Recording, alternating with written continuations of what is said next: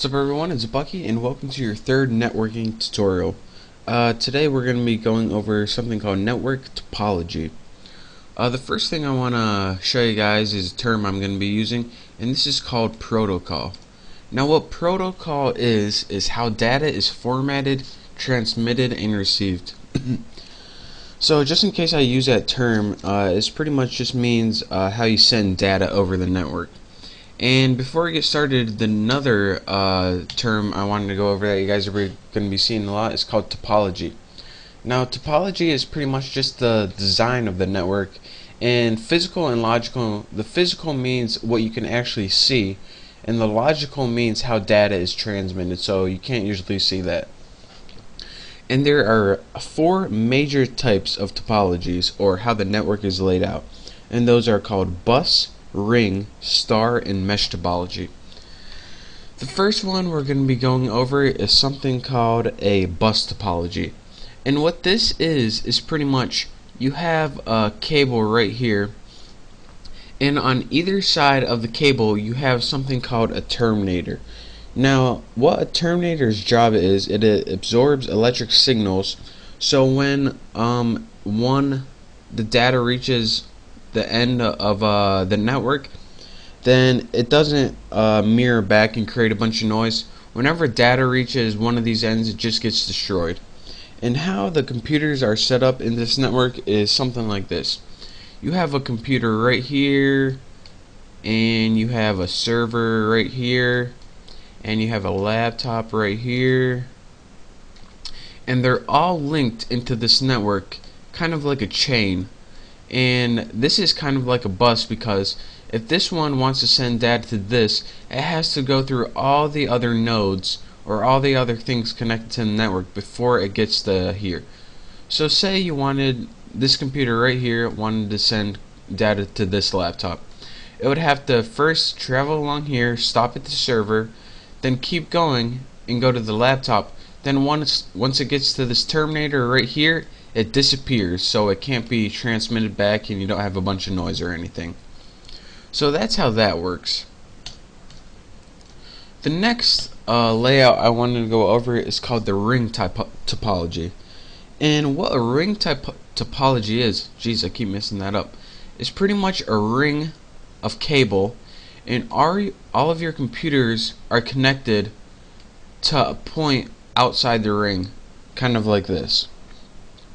So in a ring, it's one continuous path, and there aren't really any beginning or ending paths.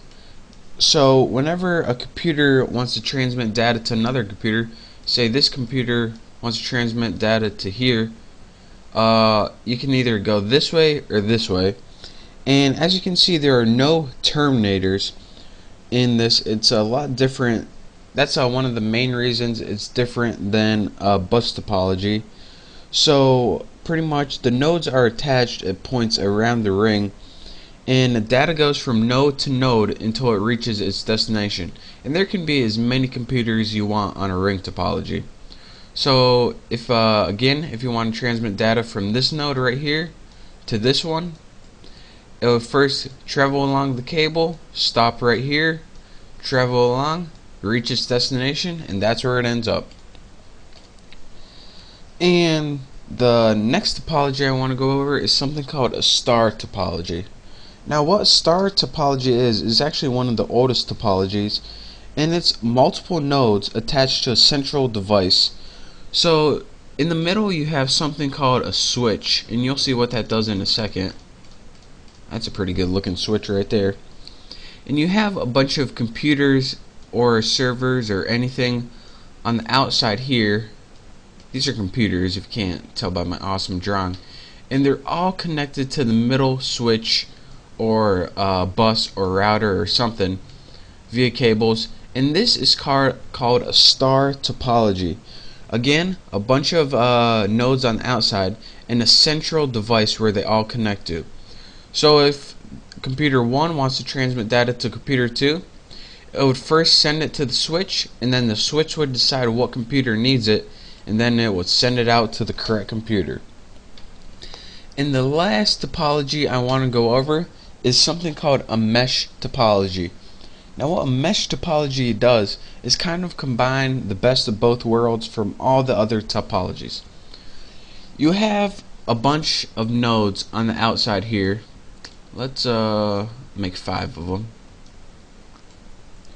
Wow, those are some nice looking computers right there.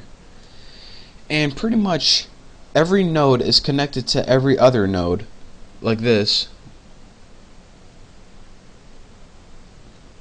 Wow, nice connections. There we go. I think I got everyone. Yeah, I got everyone. So every node is connected to every other node. This one's connected to this one, it's connected to this one, this one, this one. And this is useful because it's kind of like if any link breaks, then communication is still possible. Since if this one wanted to transmit data to this, it might go this way. But if this computer gets shut out, then it might go this way, and you're still in business. So it's kind of like a built-in protection. So the more nodes you have in your network, the more communication paths are possible. And because there's so much cable or communications involved in this, then it's actually really expensive. So it's not used a lot in LANs. It's used more widely in MANs and WANs and stuff like that.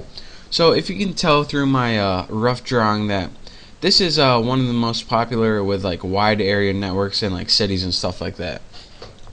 But that pretty much concludes my third networking tutorial. I hope you guys didn't mind my awesome drawings. And again, if you have any questions at all, go to my website, thenewboston.com, and I'll answer them there. Don't send me a YouTube message because my inbox is loaded and I never check it. So sign up at The New Boston. I hope you enjoyed my tutorial, and I will see you next time.